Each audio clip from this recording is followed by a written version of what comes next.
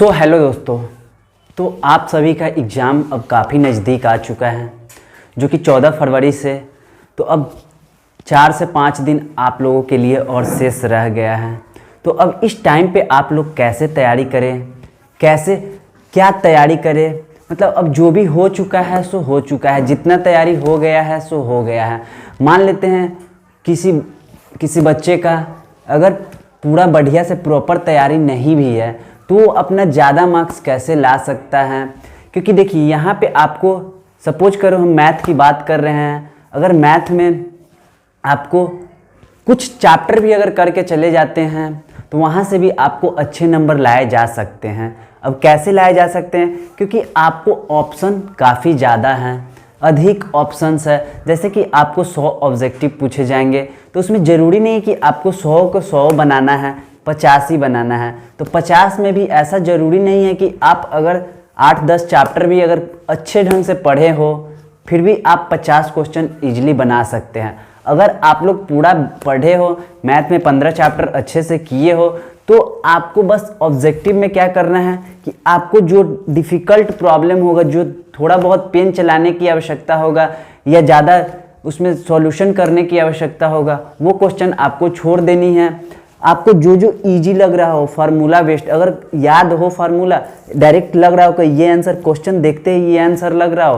तो उसको टिक मारना है, उसको आपको OMR शीट में फुलफिल करना है। अगर जिसमें लग रहा हो कि इसमें कैलकुलेशन करनी होगी, थोड़ा बहुत माइनस प्लस का भी अगर कोई झंझट है, लोचा है, अगर उसमें आपको लगता है कि हाँ हमसे गलत हो सकती है, तो उस क्वेश्चन को छोड़ देना है। क्योंकि आपको 100 में 50 ही ऑब्जेक्टिव करने हैं, जो कि उसमें आपको बहुत सारे क्वेश्चन जो कि फार्मूला बेस्ड ही आ जाएंगे, फार्मूला पे ही रहेंगे बहुत सारे क्वेश्चन। तो आपको वैसे देखते हुए जाने हैं 100 तक। हाँ, लेकिन यहाँ पे ये भी बच्चे को कुछ डाउट रहते हैं कि क्वेश्चन 100 है, अब किसको किसको सेलेक्ट करने हैं। तो वही मैं बता रहा हूँ कि किसको किसको सेलेक्ट करने हैं, क्योंकि 100 क्वेश्चन है।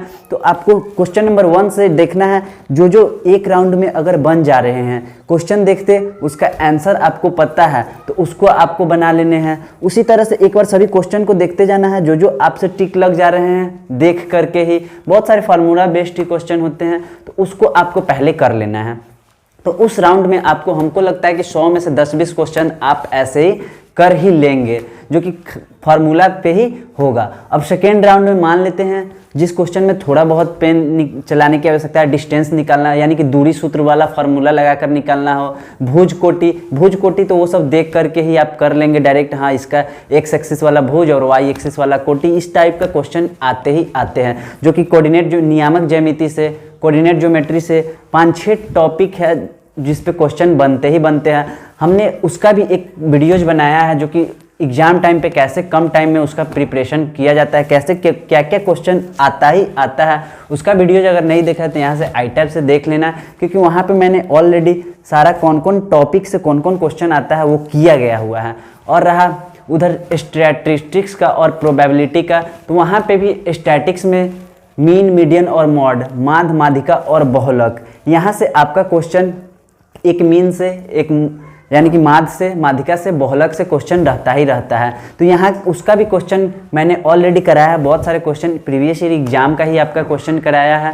और यहाँ आई टैब पे मैंने दे दिया है, उसमें माध्य कैसे निकालते हैं, माध्य, माध्यिका, बहुलक कैसे। तो बहुलक के लिए क्या होता है, अगर डायरेक्ट गिवन डाटा है उसमें नंबर ऑफ जो भी ज़्यादा बार रिपीटेड होता है वो बहुलक होता है। तो इस तरह से आपको ऑब्जेक्टिव में 50 में 50 सही करने के लिए आपको सभी क्वेश्चन को एक बार देखना ही पड़ जाएगा। सभी ऑब्जेक्टिव को देखिए, और उसमें जो भी आपको फर्स्ट राउंड में बन जा रहे हैं डायरेक्ट देख करके, तो उसको पहले अटेम्प्ट कर लेना है, उसको कॉपी में भर भी देना है, जो भी OMR शीट होगा उसमें डाल देना है। सेकेंड राउंड में आपको थोड़ा बहुत अगर दूरी सूत्र लगा करके, या मान लेते मेंसुरेशन में आपका रेडियस दे दिया, यानी कि त्रिज्या दे दिया, उसमें से कुछ निकालने के लिए बोल दिया, तो वो सब भी फार्मूला लगा करके आप निकाल सकते हैं, अगर फार्मूला याद हो तो।